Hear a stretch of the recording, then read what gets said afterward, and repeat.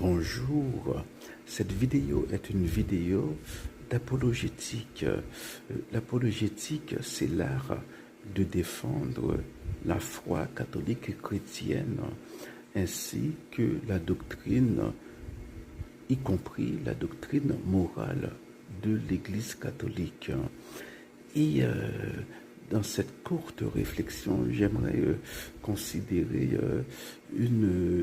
un questionnement qui revient souvent, que ce soit de la part de nos frères protestants, des non-croyants, de nos frères d'autres religions, ou de personnes qui sont juste curieuses. Pourquoi est-ce que les prêtres ne peuvent pas être mariés? D'abord, il faut dire que les prêtres peuvent être mariés, mais pas dans le rite romain. Parce que dans l'Église catholique, il y a plusieurs rites. Le rite romain, c'est le rite le plus répandu à travers le monde. C'est le rite le plus connu. Dans le rite romain, le prêtre doit être célibataire. Voilà. Dans les rites orientaux, par exemple, eh bien, c'est la même situation que chez les orthodoxes.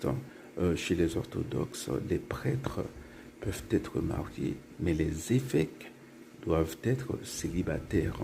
C'est la raison pour laquelle le plus souvent les évêques orthodoxes viennent des monastères, par exemple. Et il faut ajouter une chose, c'est que c'est pas un dogme de l'Église.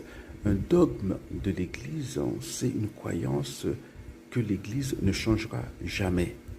Par exemple, le dogme de l'Immaculée Conception. Voilà. L'Église ne la changera, ne le changera jamais. Alors que le célibat des prêtres, c'est une question de discipline. Voilà. Dans le rite romain.